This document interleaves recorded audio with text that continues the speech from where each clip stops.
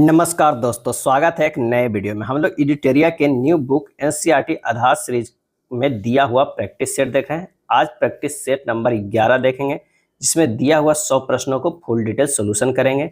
और आज का जो एनसीईआरटी सीरीज है वो राज्य व्यवस्था विषय पे आधारित है। तो आइए शुरू करते हैं पहले प्रश्न से, बिना समय गंवाए हुए। काफ़ी अच्छे प्रश्नों का संग्रह है, एक बार तो जरूर देखना चाहिए आप लोगों को। पहला प्रश्न है कि भारत के वर्तमान सर्वोच्च न्यायालय का पूर्ववर्ती संस्था क्या कहलाता था। भारत के वर्तमान सर्वोच्च न्यायालय का पूर्ववर्ती संस्था क्या कहलाता था, और इसका सही आंसर हो जाएगा option B, federal court of India. इसकी स्थापना 26 जनवरी 1950 को की गई थी। किसका? सर्वोच्च न्यायालय का।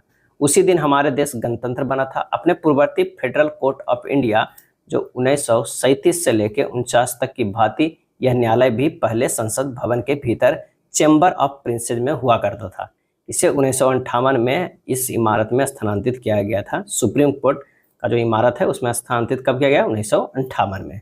भारत में वर्तमान में उच्च न्यायालयों की कुल संख्या कितनी है, और इसका सही आंसर हो जाएगा ऑप्शन बी, 25 है। उच्च न्यायालयों की स्थापना सबसे पहले 1862 में कलकत्ता, बम्बई और मद्रास में की गई थी। ये तीनों प्रेसिडेंसी शहर थे। दिल्ली उच्च न्यायालय का गठन 1966 में हुआ, और आखिरी 1 जनवरी 2019 से आंध्र प्रदेश, अमरावती और तेलंगाना, हैदराबाद में अलग अलग उच्च न्यायालय की स्थापना हुआ। टोटल उच्च न्यायालय कितने हो गए? 25 हो गए। जनहित याचिका PIL के संबंध में निम्नलिखित कथनों पर विचार कीजिए और बताइए कि कौन सा कथन सत्य है। तो 1980 के दशक में सर्वोच्च न्यायालय ने इस व्यवस्था को विकसित किया, बिल्कुल सही। जनहित याचिका सर्वोच्च न्यायालय, उच्च न्यायालय और जिला न्यायालय में दायर की जाती है, ये गलत है। यह याचिका उच्च न्यायालय या सर्वोच्च न्यायालय में दायर की जाती है। जनहित याचिका के द्वारा न्यायालय ने कानूनी प्रक्रिया को बेहद सरल बना दिया है, बिल्कुल सही है। आंसर हो जाएगा 1 और 3 सही है, ऑप्शन सी हो जाएगा। निम्नलिखित में से किस बाद में सुप्रीम कोर्ट ने यह फैसला दिया है कि आजीविका का अधिकार जीवन के अधिकार एक मौलिक अधिकार का हिस्सा है, और इसका सही जो आंसर हो जाएगा कौन हो जाएगा? ए, ओल्गा टेलिस बनाम बम्बई नगर निगम। ओल्गा टेलिस बनाम बम्बई नगर निगम के मुकदमे में न्यायालय ने एक महत्वपूर्ण फैसला दिया है, और इस फैसले में अदालत ने आजीविका के अधिकार को जीवन के अधिकार का हिस्सा बताया। भारत के उच्चतम न्यायालय में न्यायाधीशों के स्वीकृत पदों की कुल संख्या वर्तमान में कितनी है?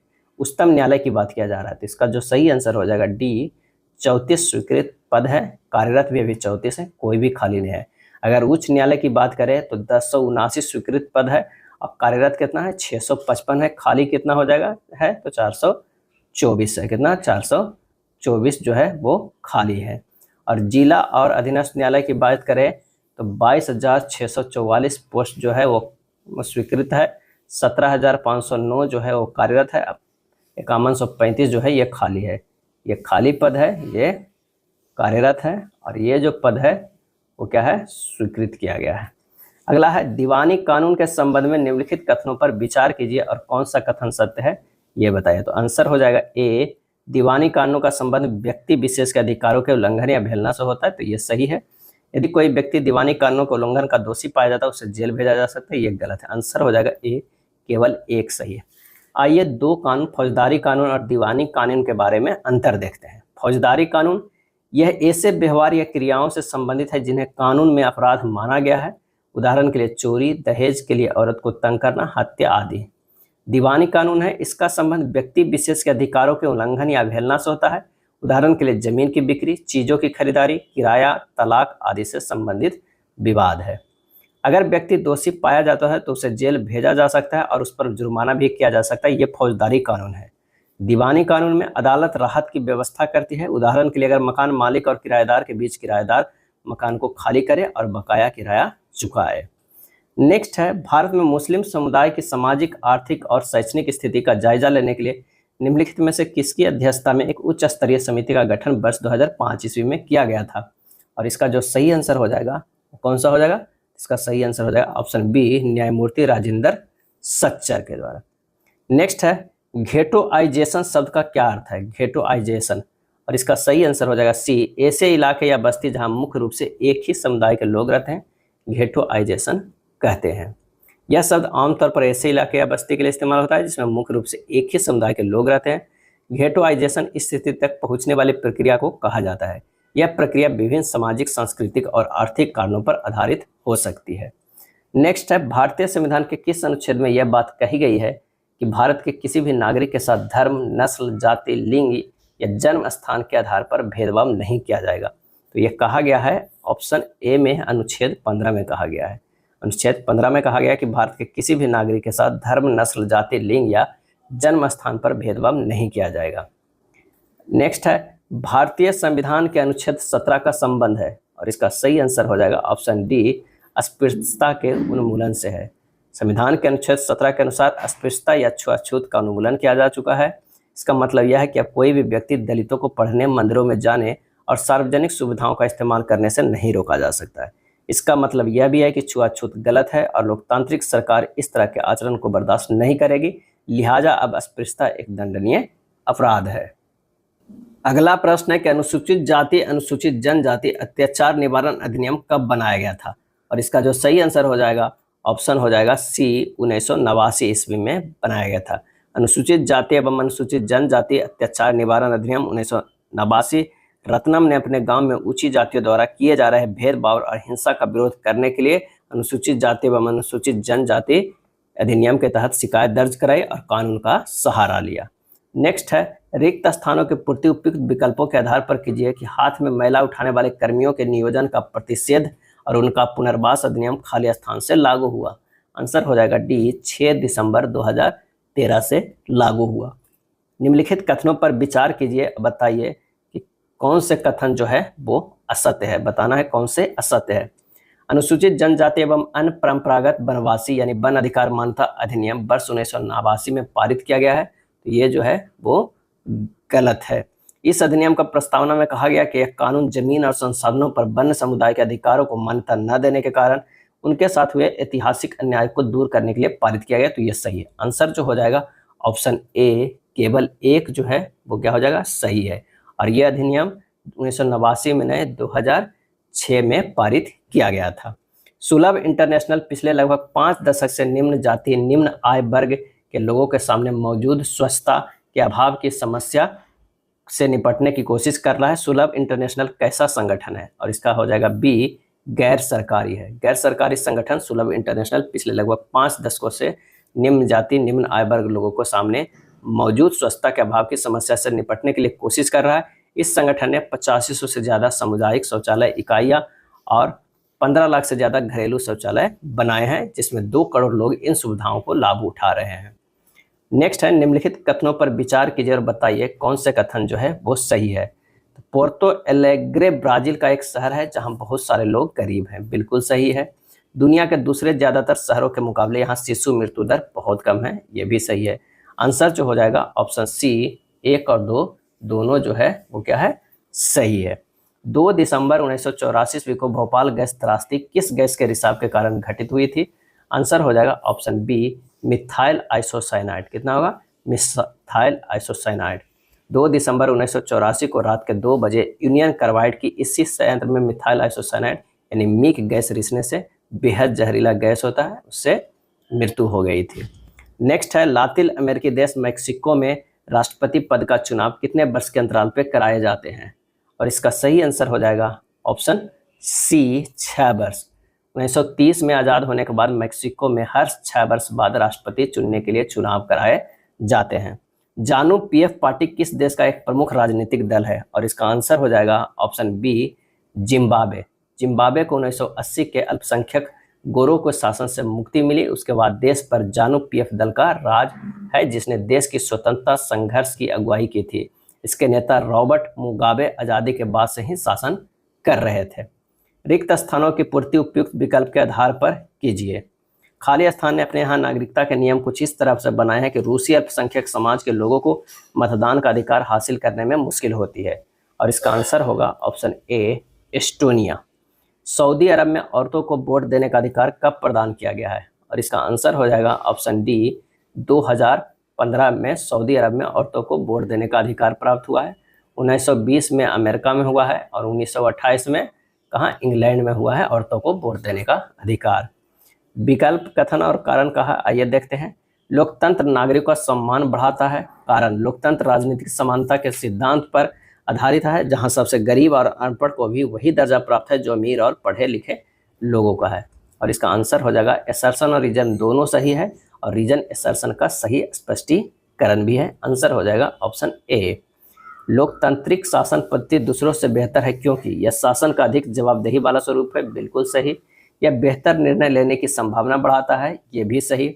यह मतभेदों और टकरावों को संभालने का तरीका उपलब्ध कराता है, ये भी सही। आंसर हो जाएगा उपरोक्त में से सभी।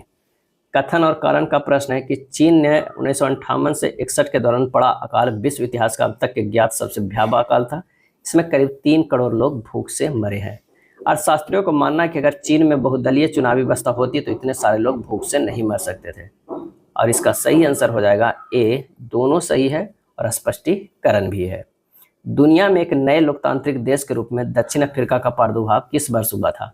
और इसका सही आंसर हो जाएगा ऑप्शन सी, 1994 में। रंग भेद के खिलाफ जब संघर्ष और विरोध बढ़ता गया तो सरकार को यह एहसास हो गया कि अब वह जोर जबरदस्ती से अश्वेतों पर अपना राज कायम नहीं रख सकती, इसलिए गोरी सरकारों ने अपनी नीतियों में बदलाव शुरू किया। भेदभाव वाले कानूनों को वापस ले लिया गया, राजनीतिक दलों पर लगा प्रतिबंध और मीडिया पर लगी पाबंदियां उठा ली गई। 28 वर्षों तक जेल में कैद रहने के बाद नेल्सन मंडेला को आज़ाद कर दिया गया। आखिरकार 26 अप्रैल 1994 की मध्य रात्रि को दक्षिण अफ्रीका गणराज्य का एक नया झंडा लहराया और यह दुनिया का एक नया लोकतांत्रिक देश बन गया। रंग भेद वाली शासन व्यवस्था समाप्त हुई और सभी नस्ल के लोगों की मिलीजुली सरकार का गठन का रास्ता खुला। नेक्स्ट है सूची 1 और सूची 2 को सुमेलित करना है। एक तरफ राजनीतिक पार्टी है, दूसरे तरफ संस्थापक है। आइए देखते हैं। भारतीय जनसंघ के संस्थापक Shyama Prasad Mukherjee, Republic Party of India के जो संस्थापक हैं डॉक्टर भीमराव अंबेडकर, स्वतंत्र पार्टी के संस्थापक हैं के.एम. मुंशी, कन्हैया लाल मानिक लाल मुंशी। आंसर हो जाएगा ऑप्शन बी हो जाएगा 2, 3, 1। स्वतंत्र भारत के प्रथम शिक्षा मंत्री कौन थे? स्वतंत्र भारत के प्रथम शिक्षा मंत्री कौन थे? और इसका सही आंसर हो जाएगा ऑप्शन ए, अबुल कलाम आजाद थे। झारखंड पार्टी के संस्थापक कौन थे? झारखंड पार्टी के संस्थापक कौन थे? आंसर हो जाएगा ऑप्शन सी, जयपाल सिंह, जयपाल सिंह।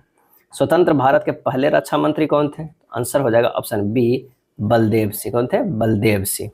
स्वाधीन भारत के पहले वित्त मंत्री कौन थे? इसका आंसर हो जाएगा D, TT. Krishnamachari, TT. Krishnamachari.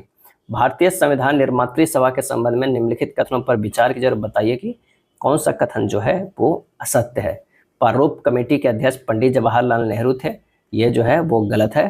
प्रारूप कमेटी के प्रमुख बी.आर. अम्बेडकर थे। संविधान सभा ने 3 वर्षों में कुल 114 दिनों की गंभीर चर्चा हुई, बिल्कुल सही है। इन चर्चाओं को हर बात को कॉन्स्टिट्यूट असेंबली डिबेट्स नाम से 12 मोटे मोटे खंडों में प्रकाशित किया गया, ये भी सही है। तो आंसर हो जाएगा केवल एक जो है सत्य है, बाकी दोनों जो है सत्य है। XYZ संविधान से प्रेरणा लेकर समकालीन दुनिया के अधिकांश देश अपने संविधान की शुरुआत एक प्रस्तावना के साथ करते हैं। XYZ शब्द किस देश के संविधान को इंगित करता है? और इसका आंसर हो जाएगा ऑप्शन बी, अमेरिका के। संविधान की शुरुआत बुनियादी मूल्यों की एक छोटी सी उद्देशिका के साथ होती है, इसे संविधान की प्रस्तावना या उद्देशिका कहते हैं। अमेरिका संविधान की प्रस्तावना से प्रेरणा लेकर समकालीन दुनिया के अधिकांश देश अपने संविधान की शुरुआत एक प्रस्तावना के साथ करते हैं। भारतीय संविधान की प्रस्तावना में समाजवादी और पथ निरपेक्ष शब्दों को किस संविधान संशोधन द्वारा जोड़ा गया है? और इसका सही आंसर हो जाएगा ऑप्शन बी, 42वां संविधान संशोधन द्वारा जो है वो जोड़ा गया है। संविधान का वह पहला कथन जिसमें कोई देश अपने संविधान के बुनियादी मूल्यों और अवधारणाओं को स्पष्ट ढंग से कहता है, क्या कहलाता है? और इसका आंसर हो जाएगा ऑप्शन सी, प्रस्तावना कहलाता है। समाज में संपदा सामूहिक रूप से पैदा होती है और समाज में उनका बंटवारा समानता के साथ होना चाहिए। भारतीय संविधान की प्रस्तावना में प्रयुक्त कौन सी शब्दावली उक्त भाव को अभिव्यक्त करती है? सही आंसर हो जाएगा ऑप्शन बी, समाजवादी। लोकतंत्र बचाओ का नारा किनके द्वारा दिया गया था? लोकतंत्र बचाओ। सही आंसर हो जाएगा ऑप्शन डी, जयप्रकाश नारायण के द्वारा ये दिया गया था। 1977 में हुए लोकसभा चुनावों में जयप्रकाश नारायण के नेतृत्व में जनता पार्टी ने नारा दिया, लोकतंत्र बचाओ। पार्टी ने आपातकाल के दौरान हुई ज्यादतियों को समाप्त करने और नागरिक आज़ादी को बहाल करने का वायदा किया। नेक्स्ट है राष्ट्रीय मतदाता दिवस किस तिथि को मनाया जाता है? राष्ट्रीय मतदाता दिवस। सही आंसर हो जाएगा ऑप्शन सी, 25 जनवरी को मनाया जाता है। SBEEP में एस क्या इंगित करता है? सही आंसर हो जाएगा ऑप्शन बी, सुव्यवस्थित, सिस्टमैटिक। क्या व्यवस्थित करता है? सुव्यवस्थित, systematic voters education and electoral participation. चुनावों में लोगों की भागीदारी के संबंध में पश्चिम देशों और भारत की स्थिति से संबंधित निम्नलिखित कथनों पर विचार कीजिए और बताइए कि कौन सा जो कथन है वो सही है। तो भारत में अमीर और बड़े लोगों की तुलना में गरीब, निरक्षर और कमजोर लोग कम संख्या में मतदान में भाग लेते हैं, ये गलत है। पश्चिम के लोकतंत्रों में स्थिति ठीक उसके उल्टे है, ये भी गलत है। तो ना तो एक और ना ही दो सही हो जाएगा, डी हमारे आंसर हो जाएगा। तुलना में भारत में अमीर और बड़े लोगों की गरीब, निरक्षर और कमजोर लोग ज़्यादा संख्या में मतदान करते हैं। पश्चिम के लोकतंत्रों की स्थिति इससे उल्टा है। अमेरिका में गरीब लोग, अफ्रीकी मुल्क के लोग और हिस्पैनिक लोग अमीर और स्वस्थ लोगों की तुलना में काफ़ी कम मतदान करते हैं। नेक्स्ट है कथन एवं कारण पर विचार कीजिए। कथन है कि भारत के प्रधानमंत्री का कार्यकाल तय नहीं होता है। प्रधानमंत्री तब तक अपने पद पर रह सकता है जब तक वह पार्टी या गठबंधन का नेता है। सही आंसर हो जाएगा ए, दोनों सही है और सही स्पष्टीकरण भी है। मंत्रिपरिषद के कौन सा समूह के मंत्री शीर्ष समूह के माने जाते हैं? और इसका जो सही आंसर हो जाएगा ऑप्शन कौन सा, बी हो जाएगा, कैबिनेट मंत्री। भारत के रक्षा बलों का सुप्रीम कमांडर कौन होता है? सही आंसर हो जाएगा ऑप्शन ए, राष्ट्रपति। भारत के रक्षा बलों का सुप्रीम कमांडर राष्ट्रपति होता है। भारतीय संवैधानिक व्यवस्था के अनुसार राष्ट्रपति अपने अधिकारों का इस्तेमाल मंत्रिपरिषद की सलाह पर ही करता है। राष्ट्रपति मंत्रिपरिषद को अपनी सलाह पर पुनर्विचार करने के लिए कह सकता है, लेकिन अगर वही सलाह राष्ट्रपति को दोबारा मिलता है तब क्या हो जाएगा? तो हो जाएगा राष्ट्रपति उसे मानने के लिए बाध्य हो जाता है। निम्न कथनों पर विचार कीजिए और कौन सा कथन सही है ये बताइए। दुनिया के सभी लोकतंत्रों में प्रधानमंत्री के अधिकार हाल के दशकों में इतने बढ़ गए हैं कि संसदीय लोकतंत्र को कभी कभी सरकार का प्रधानमंत्री रूप कहा जाने लगा है। बिल्कुल सही। भारत में गठबंधन की राजनीति के उभार से प्रधानमंत्री के अधिकार कुछ हद तक सीमित हुए हैं। गठबंधन सरकार का प्रधानमंत्री अपनी मर्जी से फैसले नहीं कर सकता, ये भी सही है। तो आंसर हो जाएगा ये दोनों सही है। ऑप्शन जो हो जाएगा सी। इंदिरा साहनी एवं अन्य बनाम भारत संघ का प्रसिद्ध मामला किस लिए प्रसिद्ध है? सही आंसर जो हो जाएगा वो कौन सा हो जाएगा? तो वो हो जाएगा बी, सामाजिक और शैक्षणिक दृष्टि से पिछड़े वर्गों के लिए आरक्षण का निर्णय देने को लेकर है। भारत का मंत्रिपरिषद सामूहिक रूप से किसके प्रति उत्तरदायी होता है? सही जवाब हो जाएगा ऑप्शन ए, लोकसभा के प्रति उत्तरदायी होता है। भारत का मंत्रिपरिषद सामूहिक रूप से किसके प्रति उत्तरदायी होता है? इसका आंसर हो जाएगा लोकसभा। एमनेस्टी इंटरनेशनल क्या है? सही जवाब है मानवाधिकारों को लेकर सजग एक अंतर्राष्ट्रीय संगठन है। मौलिक अधिकार किसे कहते हैं? सही जवाब हो जाएगा जीवन के लिए बुनियादी रूप से आवश्यक वैसे सभी अधिकार जिसे संविधान विशेष दर्जा प्राप्त होता है, संविधान विशेष दर्जा देता है। भारत में राष्ट्रीय मानवाधिकार आयोग का गठन कब किया गया? और इसका आंसर हो जाएगा ऑप्शन सी, 1993 ईस्वी में किया गया। भारत में संपत्ति के अधिकार की वर्तमान स्थिति क्या है? सही जवाब हो जाएगा बी, यह एक संवैधानिक अधिकार है। संपत्ति के अधिकार यह एक संवैधानिक अधिकार है। सर्वोच्च न्यायालय या उच्च न्यायालय द्वारा सरकार को जारी किया गया औपचारिक लिखित आदेश क्या कहलाता है? सही आंसर हो जाएगा ऑप्शन बी, रीट कहलाता है। रीट उच्च न्यायालय या सर्वोच्च न्यायालय द्वारा सरकार को जारी किया गया एक औपचारिक लिखित आदेश है। भारत का पड़ोसी देश श्रीलंका कब स्वतंत्र हुआ? आंसर हो जाएगा ऑप्शन बी, 1948 में। जब भारत स्वतंत्र हुआ इसके एक साल बाद ही श्रीलंका स्वतंत्र राष्ट्र बन गया है। यूरोपीय संघ का मुख्यालय ब्रुसेल्स में स्थित है। ब्रुसेल्स किस देश की राजधानी है? और इसका आंसर हो जाएगा ऑप्शन डी, बेल्जियम के। बेल्जियम का जो राजधानी है वो क्या है? ब्रुसेल्स है। सत्ता का क्षैतिज वितरण से क्या तात्पर्य है? आंसर होगा शासन के विभिन्न अंग जैसे विधायिका और कार्यपालिका के बीच सत्ता का बंटवारा। किस देश के लोगों ने गृह युद्ध की समाप्ति के पश्चात यह तय किया कि देश का राष्ट्रपति मैरोनाइट पंथ का कोई कैथोलिक ही होना चाहिए और सिर्फ सुन्नी मुस्लिम ही प्रधानमंत्री हो सकता है? सही आंसर हो जाएगा ऑप्शन सी, लेबनान। श्रीलंका में सिंहली समुदाय और तमिलों के बीच का गृह युद्ध का अंत कब हुआ? और इसका आंसर हो जाएगा डी, 2009 ईस्वी में हुआ। कब हुआ? 2009 ईस्वी में गृह युद्ध का अंत हुआ। निम्नलिखित में कौन सा देश संघात्मक शासन प्रणाली के मॉडल का उदाहरण नहीं है? और इसका सही आंसर हो जाएगा ऑप्शन बी, श्रीलंका। रिक्त स्थानों की पूर्ति विकल्प में दिए गए उपयुक्त शब्द के आधार पर कीजिए। दुनिया के 193 देशों में केवल खाली स्थान देशों में संघीय शासन व्यवस्था है, लेकिन इन देशों में दुनिया की 40% जनसंख्या रहती है। आंसर जो हो जाएगा ऑप्शन डी, 25 देशों में संघीय शासन है और इन देशों में दुनिया के 40% जनसंख्या भी रहती है। निम्नलिखित कथनों पर विचार कीजिए और बताइए कि कौन सा कथन सही है। तो संघीय शासन व्यवस्थाएं आमतौर पर दो तरीके से गठित होते हैं। पहला तरीका है दो या अधिक स्वतंत्र राष्ट्रों को साथ लाकर एक बड़ी इकाई गठित करने का। दूसरा है संघीय शासन व्यवस्था के गठन का दूसरा तरीका है बड़े देश द्वारा अपनी आंतरिक विविधता को ध्यान में रखते हुए राज्यों का गठन करना और फिर राज्य एवं राष्ट्रीय सरकार के बीच सत्ता का बंटवारा कर देना। आंसर जो हो जाएगा 1 और 2 दोनों जो है वो सही हो जाएगा। निम्नलिखित में कौन सा विषय भारतीय संविधान के अनुसार संघ सूची में शामिल नहीं है? आंसर हो जाएगा ऑप्शन ए पुलिस। राष्ट्र सूची में पुलिस, व्यापार, वाणिज्य, कृषि और सिंचाई जैसे प्रांतीय और स्थानीय महत्व के विषय हैं। राष्ट्र सूची में वर्णित विषयों के बारे में सिर्फ राज्य सरकार ही कानून बना सकती है। संवैधानिक प्रावधानों और कानूनों के क्रियान्वयन की देखरेख में किसकी भूमिका सबसे महत्वपूर्ण मानी जा सकती है? सही आंसर हो जाएगा ऑप्शन बी न्यायपालिका का। निम्नलिखित में कौन सी भाषा भारत के अनुसूचित भाषा संविधान के 8वीं अनुसूची में शामिल के दायरे में शामिल नहीं है? आंसर हो जाएगा डी भोजपुरी। क्या है? भोजपुरी। जब केंद्र और राज्य सरकार की शक्तियां लेकर स्थानीय सरकारों को दी जाती है तो इस प्रक्रिया को क्या कहा जाता है? सही जवाब हो जाएगा ऑप्शन बी सत्ता का विकेंद्रीकरण। भारत में राष्ट्रभाषा का दर्जा संविधान के अनुसार किस भाषा को दिया गया है? सही जवाब है ऑप्शन डी उपरोक्त में से कोई नहीं। भारत के संघीय ढांचे की दूसरी जो परीक्षा भाषा नीति को लेकर हुई है, हमारे संविधान में किसी एक भाषा को राष्ट्रभाषा का दर्जा नहीं दिया गया। हिंदी को राजभाषा माना गया है, पर हिंदी सिर्फ 40% लगभग भारतीयों की मातृभाषा है, इसलिए अन्य भाषाओं के संरक्षण के अनेक दूसरे उपाय किए गए हैं। भारत के अनुसूचित भाषाओं में हिंदी के पश्चात सर्वाधिक बोले जाने वाली भाषा कौन सी है? तो आंसर हो जाएगा ऑप्शन सी बांग्ला। और कितने परसेंट बोला जाता है? 8.03। अगर हिंदी की बात करें तो ये बोला जाता है 43.63 बोला जाता है। उसके बाद भी और भी कई भाषाएं हैं जो ज़्यादा बोला जाता है। मराठी ज़्यादा बोला जाता है तेलुगु ज़्यादा बोला जाता है। ये सब जो भाषाएं हैं वो ज़्यादा बोले जाते हैं। निम्नलिखित कथनों पर विचार करिए और बताइए कि कौन सा कथन सही है। लैंगिक असमानता का आधार स्त्री और पुरुष की जैविक बनावट है, ये गलत है। लैंगिक असमानता का आधार स्त्री और पुरुष के बारे में प्रचलित रूढ़ छवियां और तयशुदा सामाजिक भूमिकाएं हैं, ये बिल्कुल सही है।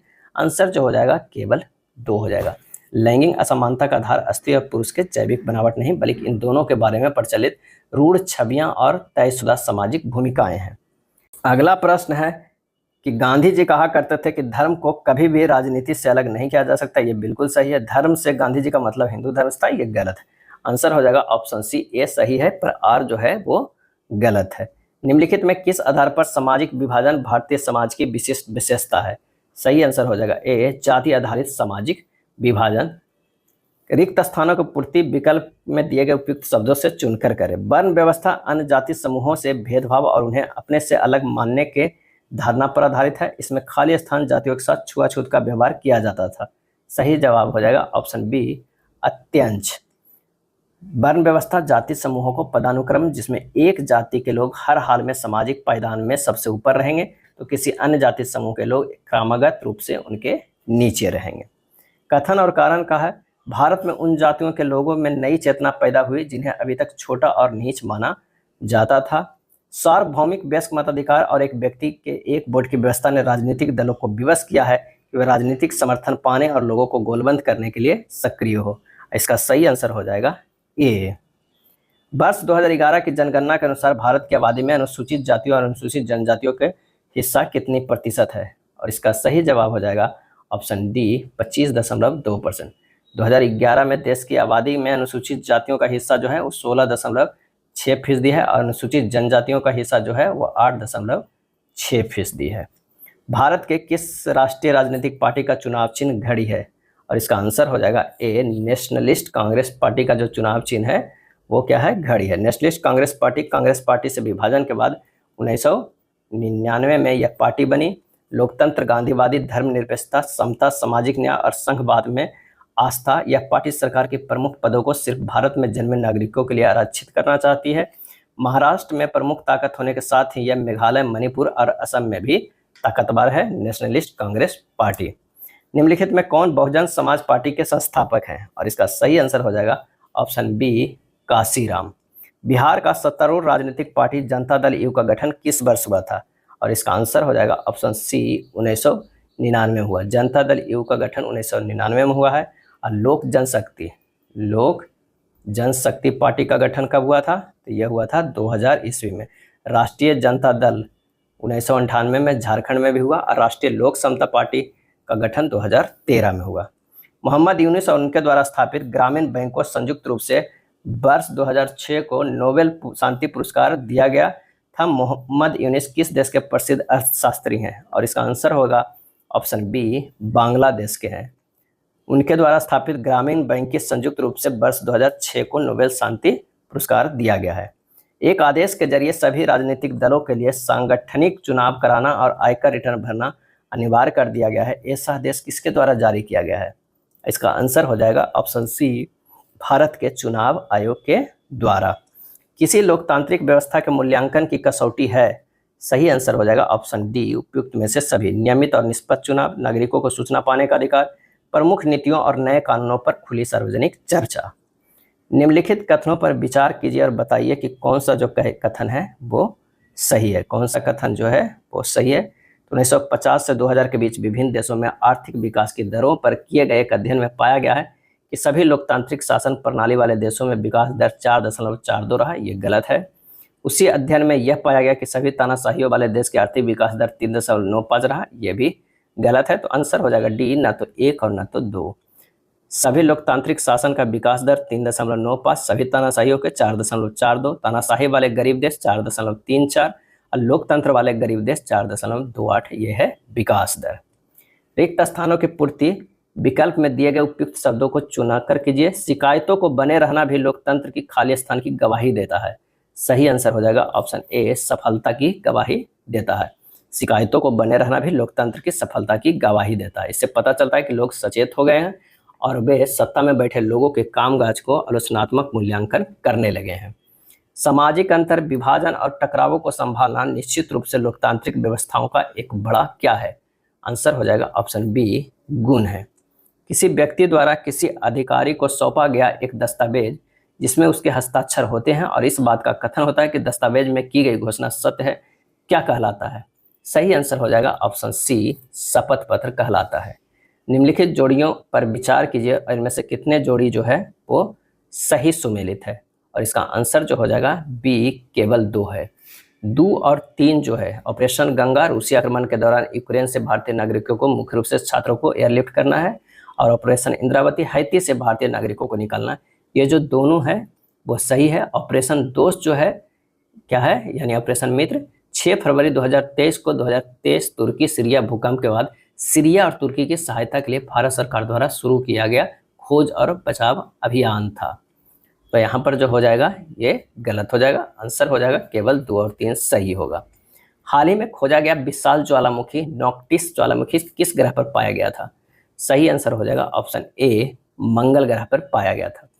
निम्नलिखित में से किन्हें नए चुनाव आयुक्त के रूप में चुना गया है? आंसर हो जाएगा ए, ज्ञानेश कुमार और सुखबीर सिंह संधू को। हाल ही में समाचारों में उल्लेखित याओंडे घोषणा निम्नलिखित में से किस मुद्दे से संबंधित है? सही जवाब होगा ऑप्शन सी, मलेरिया उन्मूलन से। नदियों के लिए अंतर्राष्ट्रीय कार्यवाही दिवस 2024 का विषय क्या है? आंसर हो जाएगा सी, सभी के लिए पानी। इलेक्ट्रिक मोबिलिटी प्रमोशन स्कीम 2024 जो हाल ही में खबरों में रही, किस मंत्रालय द्वारा शुरू की गई है? आंसर हो जाएगा ऑप्शन बी, भारी उद्योग मंत्रालय। हाल ही में भारत इटली सैन्य सहयोग समूह की बैठक का 12वां संस्करण कहाँ आयोजित किया गया था? सही आंसर हो जाएगा ऑप्शन ए, नई दिल्ली में आयोजित किया गया था। ब्लू लाइन शब्द जो हाल ही में समाचारों में देखा गया है, किन 2 देशों के बीच सीमा के रूप में कार्य करता है? इसका सही जवाब है ऑप्शन बी, लेबनान और इजराइल। लेबनान और इजराइल। किस विश्वविद्यालय ने राष्ट्रपति मुर्मू को डॉक्टरेट ऑफ सिविल लॉ की मानद उपाधि से सम्मानित किया है? और इसका आंसर हो जाएगा ऑप्शन बी, मॉरिशस विश्वविद्यालय ने। मॉरिशस विश्वविद्यालय ने जारी council on energy environment and water report के अनुसार निम्नलिखित में किस राज्य को जल प्रबंधन में शीर्ष पे रखा गया है? और इसका आंसर हो जाएगा ऑप्शन सी, हरियाणा, कर्नाटक और पंजाब को। किस राज्य या केंद्र शासित प्रदेश ने अखिल महिला समुद्री निगरानी मिशन का आयोजन किया है? और इसका सही आंसर हो जाएगा ऑप्शन ए, अंडमान और निकोबार। खेलो इंडिया राइजिंग टैलेंट आइडेंटिफिकेशन कीर्ति कार्यक्रम का उद्घाटन कहाँ किया गया? और इसका सही आंसर हो जाएगा ऑप्शन सी, चंडीगढ़ में। समाचारों में देखा गया मिशन दिव्यास निम्नलिखित में किस मिसाइल प्रणाली से संबंधित है? आंसर हो जाएगा ऑप्शन बी, अग्नि 5 किसे है? तो यह है अग्नि 5 से है। राष्ट्रीय टीकाकरण दिवस 2024 का विषय क्या है? और आंसर हो जाएगा टीका सभी के लिए काम करते हैं। टीके सभी के लिए काम करते हैं। समाचारों में देखा गया है अभ्यास लमितीय किन 2 देशों के बीच आयोजित किया जाता है? और इसका सही आंसर हो जाएगा ऑप्शन डी भारत और सेशल्स के बीच आयोजित किया जाता है लेमितीय। समाचारों में देखी गई फुट एंड माउथ डिजीज निम्नलिखित में किससे संबंधित है? और इसका आंसर हो जाएगा ए पशुओं का विषाणु रोग से संबंधित है। महिला प्रीमियर लीग के दूसरे सीजन का खिताब किस टीम ने जीता है? तो आंसर हो जाएगा option A royal challenger Bangalore ने। और फर्स्ट सीजन के विजेता कौन था? तो मुंबई इंडियंस था। माजुली मास्क जिसे हाल ही में जीआई टैग मिला है निम्नलिखित में किस राज्य से संबंधित है? और इसका सही आंसर हो जाएगा ऑप्शन डी असम से। शोधकर्ताओं ने किस देश में 8 आंखों और 8 पैरों वाले बिच्छू की एक नई प्रजाति की खोज की है? आंसर हो जाएगा ऑप्शन ए थाईलैंड में।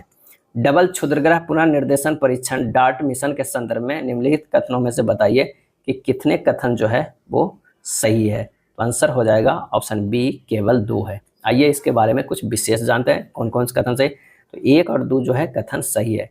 डबल क्षुद्रग्रह पुनर्निर्देशन परीक्षण डार्ट मिशन एक नासा अंतरिक्ष मिशन था जिसे निकट पृथ्वी वस्तुओं नियो के विरुद्ध ग्रह रक्षा की एक विधि का परीक्षण करने के लिए डिजाइन किया गया था। इसका मुख्य उद्देश्य किसी क्षुद्र ग्रह के प्रक्षेप पथ को बदलने के लिए गतिज प्रभावक अंतरिक्ष यान का उपयोग करने की प्रभावशीलता का जो है आकलन करना था। यह था इडिटेरिया बुक में दिया हुआ एनसीईआरटी सीरीज। अगर वीडियो अच्छा लगा हो तो लाइक एंड शेयर कर दीजिएगा। धन्यवाद।